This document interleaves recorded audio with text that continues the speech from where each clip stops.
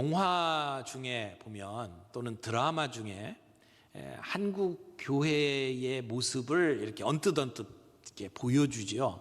대부분이 별로 썩 좋지 않게 이렇게 비춰집니다. 아주 오래된 영화 중에 투캅스라는 영화 있었죠. 거기에 안성기 씨가 주인공으로 나오는데, 그 사람은 뇌물이나 받고 착복하는 아주 부패 경찰로 나옵니다. 그러면서도 교회 가서는 아멘 아멘 주여 주여 외치는 아주 열심히 있는 신자로 나타나죠. 친절한 금자씨라고 하는 영화에도 그 사람을 금자씨를 이렇게 예수 믿게 하려고 쫓아다니는 전도사가 나오는데, 그 전도사의 모습은 별로 그렇게 호감이 가는 모습으로 안 나옵니다. 인간적인 판단만 앞서고 사랑과 용서가 없어져 버린, 그래서 자기의 이익을 위해서 종교를 교묘하게 이용하는 모습들로 나타나죠. 그런 사람에게 금자씨가 하는 말, 아주 유명한 말 있잖아요. 너나 잘하세요, 이런 말을 하죠. 드라마에서도 마찬가지예요.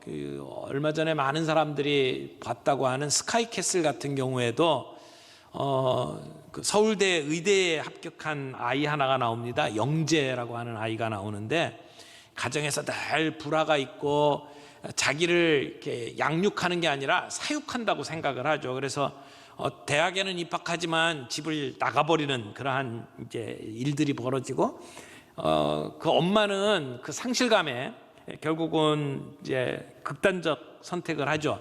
그런 그 죽은 엄마의 묘비에 성경 구절이 쓰여져 있습니다. 내가 너희를 사랑한 것 같이 너희도 사랑하라 라고 하는 그 구절이 새겨져 있는 모습을 보죠.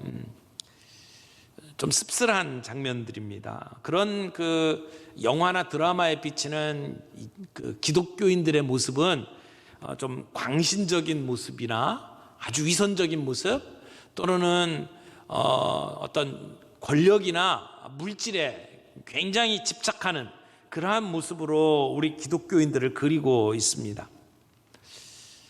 실상과는 다르다고 말할 수 있고 과장됐다고 말할 수도 있어요. 드라마 가운데 그리스도인의 선한 영향력을 보여주는 그러한 영화들도 있죠.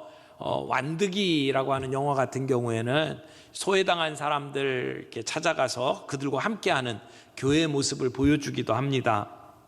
근데 사람들에게 매력을 이렇게 끼치고 저 사람들은 왜 저렇게 살까라고 궁금증을 보여주는 그런 그리스도인들의 모습보다는 사람들에게 좀 비난거리를 제공하는 모습들로 이렇게 비춰지는 모습은 우리가 우리의 모습을 좀 다시 한번 곰곰이 반성해야 될 어떤 부분을 가지고 있지 않나 생각을 합니다.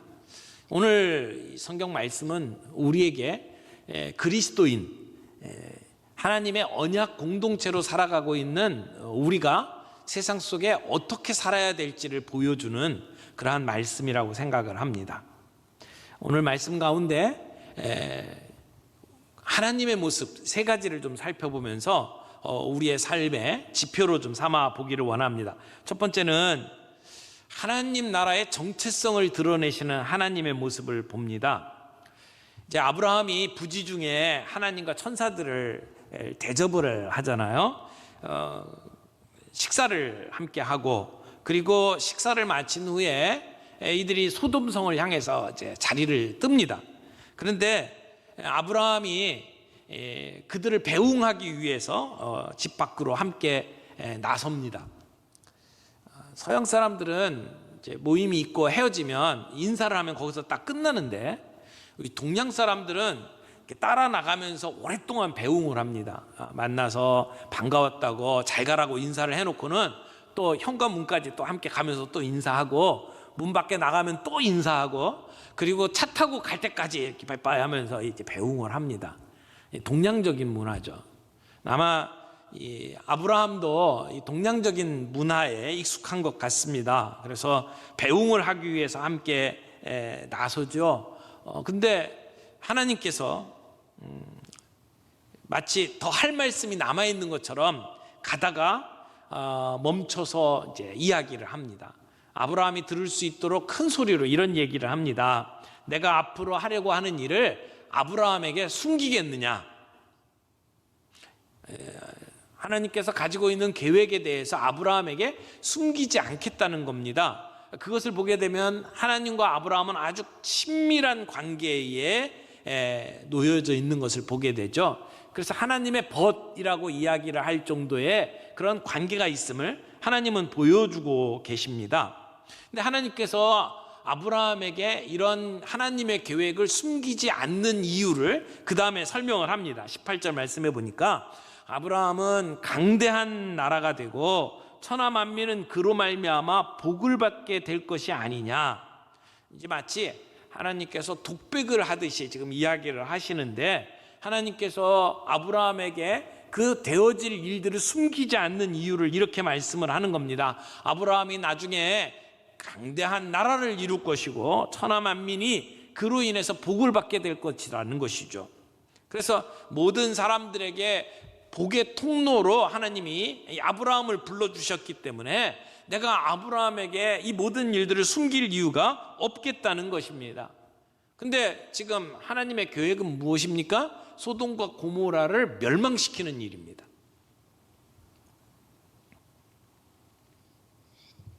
이것은 구약뿐만 아니라 신약에도 마찬가지예요. 우리 지금 순모임 때 저희가 팔복을 배우고 있잖아요. 팔복 중에 하나가 의에 줄이고 목마른 자는 복이 있다고 그랬어요. 하나님의 백성의 정체성이에요. 우리는 하나님의 백성으로서 이게 우리의 기도 제목이 되어야 되고, 우리의 마땅히 살아야 될 삶의 모습이어야 되고, 그것이 우리의 인격이 되어야 합니다. 우리의 삶이 의로워질 때에 사람들은 우리를 통해서 향기를 맡게 될 것이고, 우리의 삶을 보며 궁금해할 것이고, 그래서 주님 앞에 돌아오는 역사가 일어나게 될 것입니다. 이것이 하나님이 우리에게 보여주시는 하나님 백성의 정체성이다, 이렇게 말할 수 있습니다. 두 번째 생각할 것은 선지자 아브라함의 기도를 모두 들어주시는 하나님의 모습을 봅니다. 하나님께서 아브라함의 요청에 응답하십니다. 하나님은 공의로우신 하나님이면서 동시에 자비로운 하나님이세요. 오늘 아브라함과의 대화 속에 뚜렷이 드러나는 하나님의 성품 중에 하나는 하나님은 자비로운 하나님이시라는 겁니다.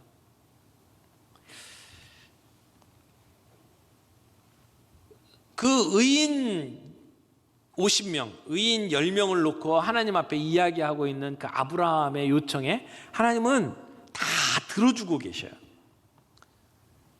처음에는 의인 50명을 놓고 기도하죠. 하나님이 그렇게 하겠다고 말씀하셔요. 그러니까 거기에 5을 뺀 45명을 가지고 하나님께 요청을 합니다. 5명 모자란다고 그 성을 멸하시겠습니까?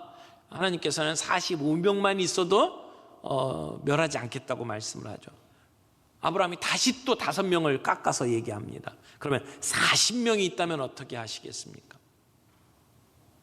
이게 뭐 시장 바닥에서 뭐 가격 흥정하는 것도 아니고, 그냥 아브라함이 지금 이렇게 체면 다 내려놓고 그리고는 지금 하나님 앞에 요청을 하는 거예요. 아브라함이 그렇게 이야기할 때 하나님은 다 들어주셨습니다. 내가 멸하지 않겠다. 그러니까 아브라함이 그쯤 하면 이제는 좀 물러설 만도 한데 물러서지 않습니다. 또 물어봅니다. 하나님, 노하지 마시고 제가 말씀드리는 것을 허락해 주십시오. 그러면 30명이 있다면 어떻게 하시겠습니까?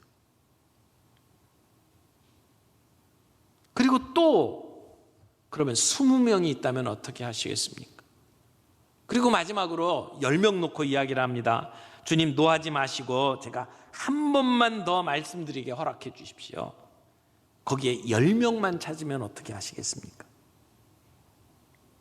하나님은 아브라함의 이 요청에 모두 다 그렇다고 대답을 해 주셨어요. 10명을 보아서라도 내가 그 성을 멸하지 않겠다.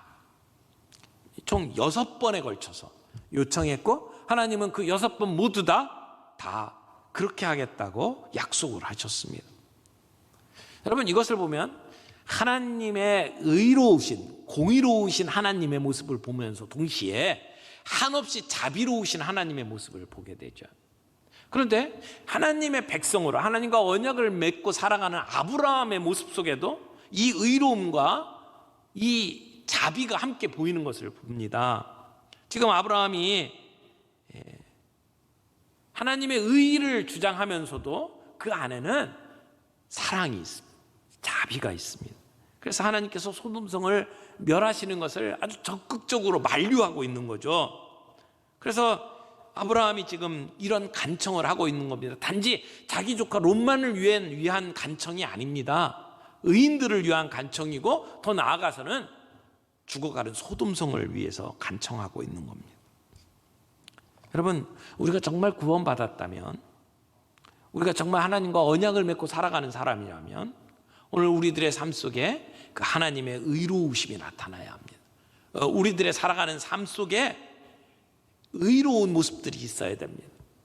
그래서 우리의 의로운 모습을 보면서 사람들은 하나님의 이름을 높이며, 그래서 우리의 모습을 보며 하나님 앞에 나오게 될 것입니다. 그런 의미에서 우리는 그리스도의 향기입니다. 그런 의미에서 우리의 모습은 사람들에게 매력적으로 느껴져야 합니다. 사람들이 우리의 삶의 모습을 보면서 궁금증을 불러일으키는 삶이 되어야 합니다. 동시에 우리의 의로운 삶뿐만 아니라 우리의 마음속에는 그 의로움이 자비로움으로 감싸져야 된다고 믿습니다. 내가 잘났다고, 내가 의롭다고 드러내는 것이 아니라 그것이 긍휼로 나타나야 된다라고 하는 것입니다. 아브라함이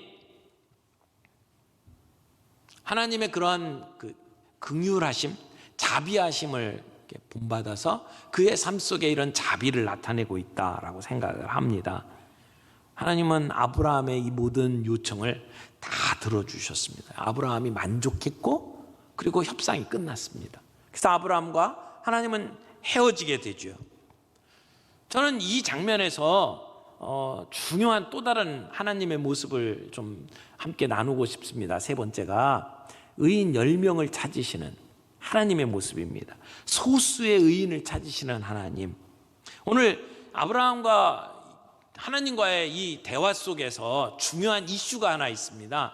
지금 이 성을 멸할 거냐 말 거냐, 하나님의 결정을 내리는 일에 있어서 어떤 것이 더 많은 영향을 끼치느냐라고 하는 주제입니다. 이 소돔성 안에 악행을 저지르고 있는 대다수의 사람들이 그 결정권에 영향을 미치느냐, 아니면 10명이라고 하는 소수의 사람들이 하나님의 결정에 더 영향력을 끼치느냐라는 것이죠. 하나님은 소수의 의인이 다수의 악인보다 훨씬 더 중요하다고 지금 보고 계십니다. 이 도시의 운명을 결정하는 일에 소수의 의인들이 더 많은 영향을 끼칠 수 있다는 것을 보여주는 것이죠. 악에 찌든 이 사회를 보존할 수 있는 방법이 뭡니까? 소수의 의인이 필요하다는 것입니다. 지금 아브라함이 던진 질문, 이 의인을 악인과 함께 멸하실 겁니까? 라고 하는 질문에 대해서는 이제 다음 장 19장에 하나님의 대답이 나와요. 하나님은 소돔성을 멸하실 때에 그 가운데 의인이라고 하는 이 롯과 그의 가족들을 구원해 주십니다. 그것을 보면 의인을 악인과 함께 멸망시키지 않는다는 것을 보여주시는 거죠. 거기에 대한 대답은 이제 다음 장에 분명히 나옵니다만은, 그러나 우리가 여기서 분명히 정리를 할 수 있는 것은 하나님께서는 소수의 의인을 찾고 계신다는 것입니다. 그 의인 10명이 지금도 필요하다는 것입니다. 우리는 이 사회의 돌아가는 모습을 보면서 이 사회를 어지럽게 만드는, 이 사회에 악행을 행하고 있는 그러한 사람들을 탓하는 경우들이 참 많이 있습니다.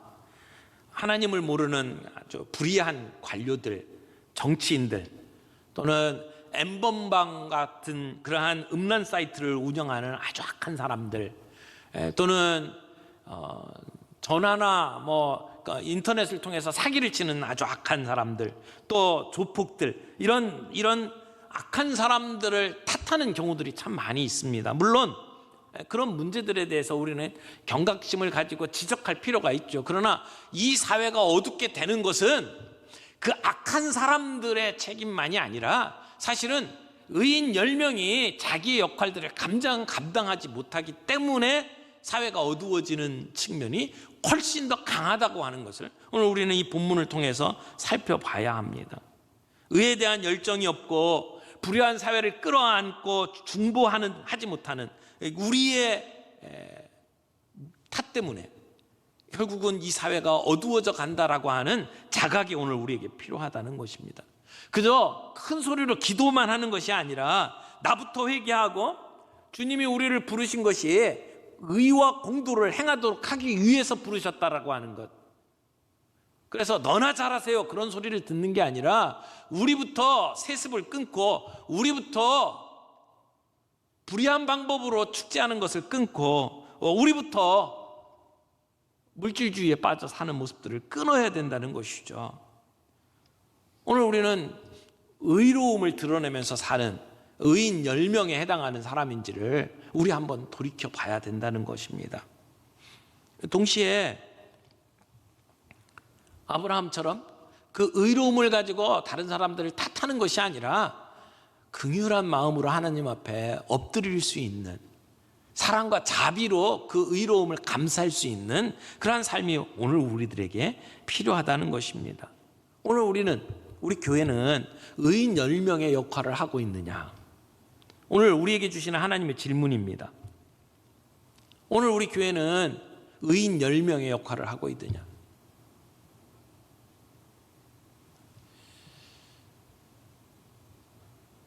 미국에서 미국 교회를 진단하면서 이런 이야기들이 나온 적이 있습니다. 미국 교회는 냄비 속에 개구리와 같다 이런 표현을 했어요.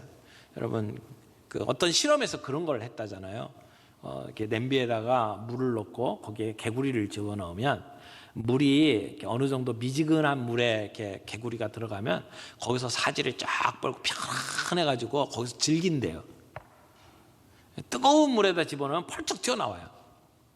그런데 미지근한 물에다가 그 개구리를 넣고 밑에서 이제 온도를 가열을 하면, 그래서 물이 조금씩 뜨거워지면 얘가 그냥 너무 좋다 그러다가 그냥 그 안에서 삶아 죽임을 당한대요.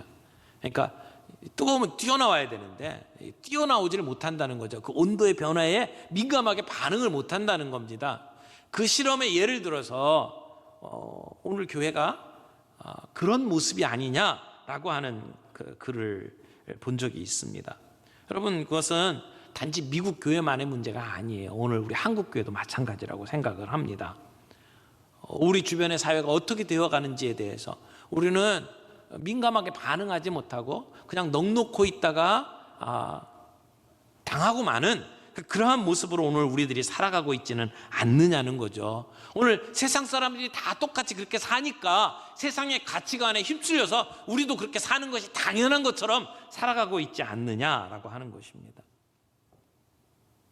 오늘 우리는 우리의 의로운 삶을 추구하면서 살아가야 합니다. 어떻게 보면 의인으로서 살아가는 삶에 대표적으로 우리에게 도움을 줄 수 있는 샘플이 저는 마틴 루터 킹 목사님이라고 생각을 해요. 1960년대잖아요. 마틴 루터 킹 주니어 목사님이 계실 때에 상점 앞에 이런 편말들이 많이 있었습니다. 개와 유색인종 출입 금지. 그래서 흑인들은 백인들이 들어가는 호텔이나 식당에 들어갈 수가 없었어요. 백인들이 사용하는 화장실에 들어갈 수가 없었습니다. 교회도 나뉘어져 있었어요. 백인들의 교회에 흑인이 갈 수가 없었습니다. 법률에 의해서 흑인들은 배심원에도 참여할 수가 없었고요. 백인 지역의 공립학교에 흑인들을 보낼 수가 없었습니다. 이 마틴 루터 킹 목사님이 이런 불의한 상황은 계속 지속되어서는 안 된다고 생각을 했어요. 사실 본인이 꼭 앞장설 필요는 없었어요. 그냥 못 본 척 고개 돌릴 수도 있었습니다. 그러나 자기가 계획했던 공부나 편안한 삶을 계속 살아갈 수가 없었어요. 마음속에 하나님이 들려주시는 음성 때문에 그렇게 살 수가 없었습니다. 특별히 오늘 우리가 함께 읽은 이 창세기 19장의 말씀이 마틴 루터 킹 목사님에게는 큰 도전이 되었습니다. 그분이 했던 한 설교에서 자기가 어떻게 결심했는지를 쭉 이야기를 하는 과정에 이런 얘기를 해요. 자기가 커피잔을 놓고 기도하던 상황 속에서 그 기도하던 그 순간을 잊을 수가 없대요. 그리고 기도하기 시작을 했답니다. 아주 큰 소리로 외치면서 이렇게 기도했답니다. 주여, 의로운 일을 해보고자 주님 앞에 엎드렸습니다. 저는 제가 옳다고 생각합니다. 우리가 내세우는 주장의 동기가 옳다고 생각합니다. 그러나 주님, 지금 제가 너무나도 약한 존재임을 고백할 수밖에 없습니다. 제자리에 서서 주저하고 있습니다. 용기가 꺾이고 말았습니다. 이렇게 기도했대요. 근데 그 순간에 자기의 마음속에 들려주시는 하나님의 음성이 있었답니다. 얘야, 의를 위해서 일어나라. 공의를 위해서 일어나라. 진리를 위해서 일어나라. 보라, 내가 세상 끝날까지 너와 함께 할 것이다. 나가서 싸워라. 이런 주님의 음성을 마음속에 들었어요. 결코 내가 너를 떠나지 않겠다. 내가 너와 함께 하겠다. 그 하나님의 약속이 큰 힘이 됐답니다. 그래서 결국 앞장서게 된 거예요. 그 결과 그 의에 대한 열정으로 말미암아 이 목사님 감옥에 가기도 했고 자기 집이 폭파당하기도 했고 그리고 무자비하게 매를 맞기도 했고요. 결국은 목숨을 잃었습니다. 그러나 그는 의를 행하도록 하나님이 자기를 부르셨다라고 하는 그 부르심 앞에 신실하게 응답한 겁니다. 오늘도 주님이 우리들에게 그 의로움으로 부르신다고 믿습니다. 그래서 우리가 그렇게 기도해야 된다고 생각해요. 주님, 이 땅에 부흥을 주옵소서. 근데 우리에게 그런 의로움으로 세상에 빛을 비출 수 있는 그런 부흥을 주시옵소서. 우리가 그 부흥에 하나님의 도구로 쓰임받게 해주옵소서. 우리 그렇게 기도할 수 있어야 된다고 생각을 합니다. 그러나 우리가 드리는 기도가 우리의 인간적인 이기적인 기도에 머물지 않기를 바라요. 오늘 우리들이 드리는 기도에 대해서 아주 경각심을 불러일으키는 재미난 이야기가 하나 있더라고요. 기도만 했다 하면 자기의 결혼에 대해서 기도하는 자매가 있었대요. 너무나 기도할 때마다 그 기도를 하니까 사람들이 여기저기서 좀 수군거렸겠죠. 그 때문이었는지 한 번은 그 자매가 이렇게 얘기를 했답니다. 오늘은 제 자신을 위해서 기도하지 않겠습니다. 저는 제 어머니를 위해서 기도하겠습니다. 그리고는 이렇게 기도했대요. 주님, 우리 어머니가 정말 최고의 사위를 맡게 해 주십시오. 이렇게 기도했대요. 우리의 기도의 지평을 좀 넓혀나갈 필요가 있다고 생각해요. 하나님이 우리를 부르신 부르심이 무엇인지, 하나님 나라의 백성으로 살아가는 우리의 정체성이 무엇인지를 놓고 우리가 함께 기도하고 뿐만 아니라 그냥 의로움을 사람들 앞에 내세우는 것만이 아닌, 그것이 자칫 잘못하면 사람들을 정죄하는 수단이 될 수 있어요. 나 이렇게 의로운데 너희들은 뭐냐? 예전에 그 인도네시아 쓰나미 일어났을 때 어떤 대형교회 목사님이 그런 설교했잖아요. 하나님께서 심판하셨다고. 그들의 악행을 하나님 심판하셨다고. 어떻게 그렇게 말할 수가 있습니까? 예수 잘 믿는다고 하는 근본주의자들이 때때로 이러한 자기의 의로움을 가지고 사람들을 그렇게 정죄할 수 있어요. 우리가 그런 자리에 빠져서는 안 된다고 생각을 합니다. 차가운 의는 사람들을 감동시킬 수가 없습니다. 하나님이 기뻐하시는 의는 우리 안에 그 의를 드러낸과 동시에 그 의는 동정과 연민과 긍휼로 감싸져야 된다고 믿습니다.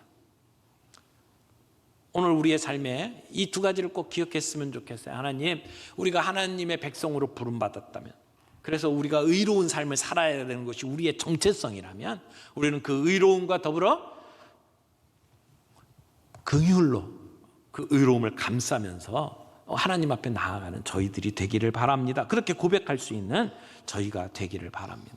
우리가 한국교회 피로회복 캠페인을 벌리면서 헌혈에 동참하자고 말씀을 드리는 것도 이런 맥락에서 드리는 말씀입니다. 말로만 하지 말고 기도만 하지 말고 그것이 우리의 행동으로 나타낼 수 있기를 바랍니다.